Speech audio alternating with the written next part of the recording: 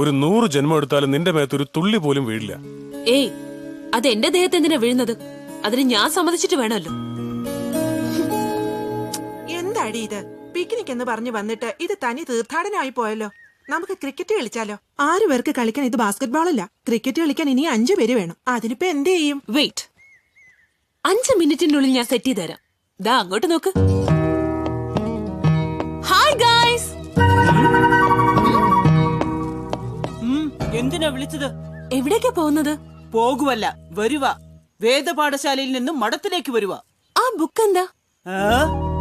ഈ പ്രപഞ്ചത്തിലുള്ള എല്ലാ വിഷയങ്ങളും ഇതിലുണ്ട്. ഓ അതെയോ? ജയ് ശ്രീ മഹാവിഷ്ണു. എന്ത് ചോദ്യമായത്? ഈ ഭൂമിയിൽ എനിക്കറിയാത്ത കാര്യങ്ങൾ ഒന്നുമില്ല. ആഹാ, അപ്പൊ നിനക്ക് എല്ലാ കാര്യങ്ങളും അറിയാമോ? അറിയാം. ഓഹോ, എന്നാ ഞാൻ 3 ചോദ്യങ്ങൾ ചോദിക്കാൻ പോവാം. ഉത്തരം പറയാമോ? പറയാം, ചോദിക്ക്. രജനീകാന്ത് ആരാണ്? രജനീകാന്തോ? ആ, ഏയ് നോക്കടാ. രജനീകാന്ത്. ഈ രജനീകാന്ത് ആരാ? നമ്മുടെ ഗുരു പറഞ്ഞില്ലല്ലോ. ഏയ്, നിങ്ങൾക്കറിയാവോ? അറിയില്ലേ? അറിയില്ലേ? സൂര്യകാന്തവുമുണ്ട്, ചന്ദ്രകാന്തവുമുണ്ട്. പക്ഷെ നിങ്ങൾ ചോദിക്കുന്ന രജനീകാന്ത് ഇതിലില്ലല്ലോ.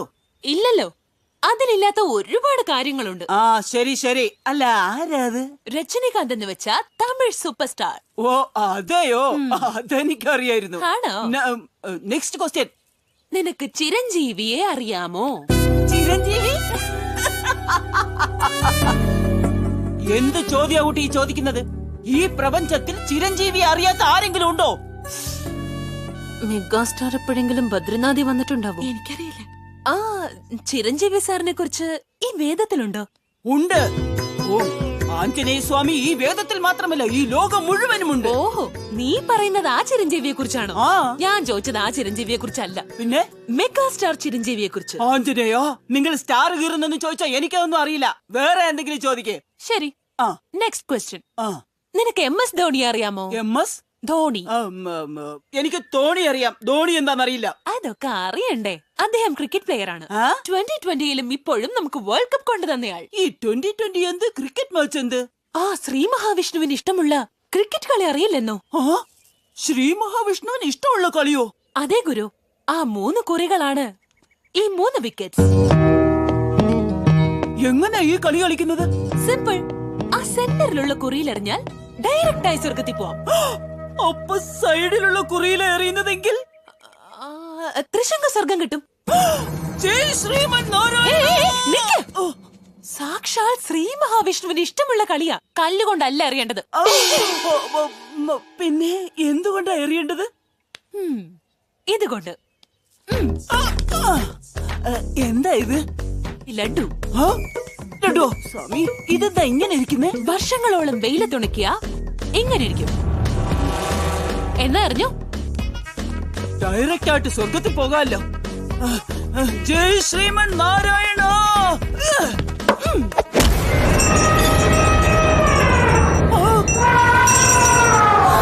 ദൈവമേ, ആന വരണ്ടോ, വേഗം ഓടിക്കാണോ.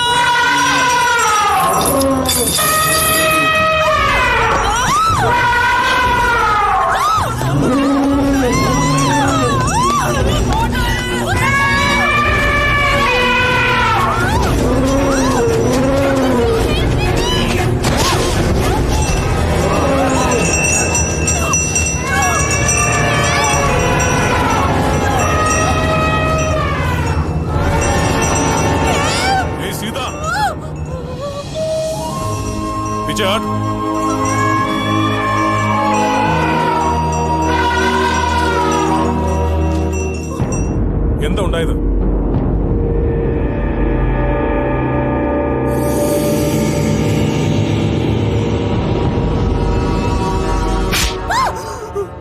നിനക്ക് ആചാരങ്ങളുടെ സംസ്കാരത്തിന്റെ ഒന്നും അർത്ഥം അറിയില്ല.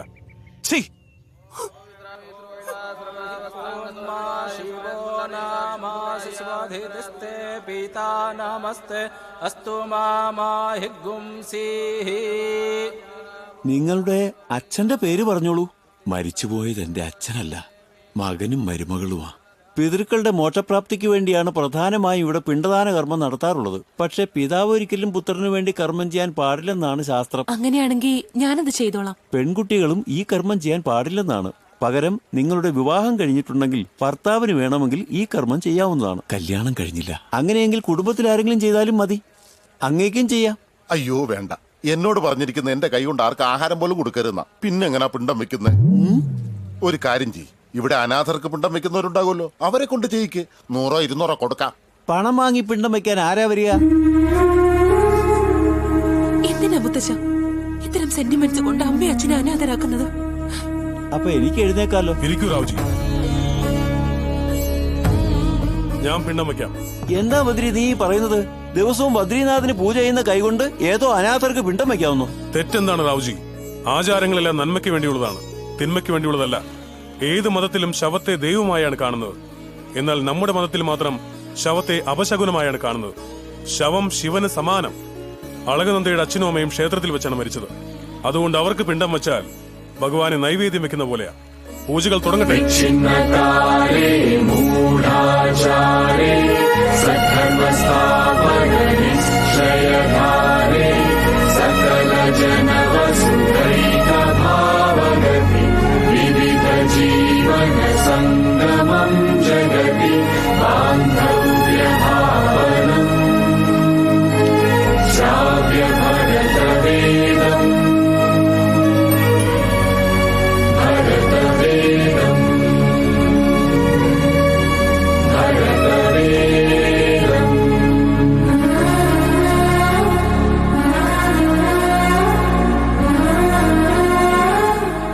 ആരെയാ മോളെ നീ വണങ്ങുന്നത്? ബദ്രിയോ ബദ്രിനാഥിനെയോ?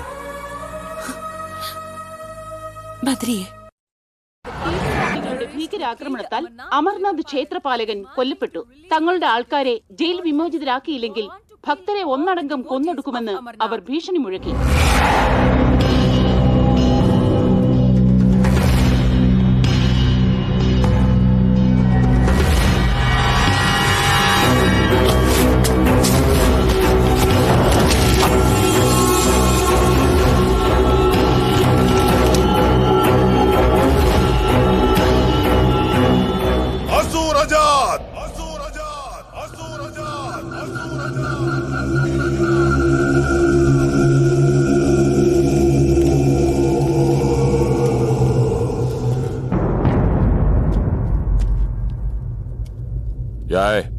നിങ്ങൾക്ക് 5 നിമിഷം സമയം തരുന്നു.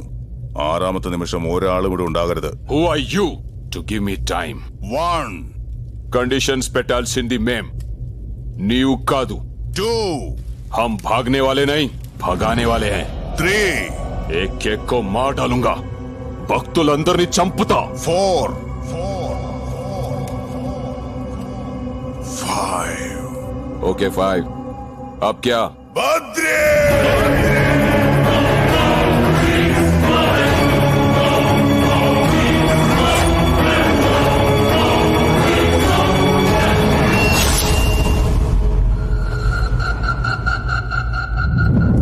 ബദ്രി, നിനക്കും 5 നിമിഷം സമയം തരുന്നു. 6ാം നിമിഷം ഒരാളും ജീവനോടുണ്ടാവരുത്.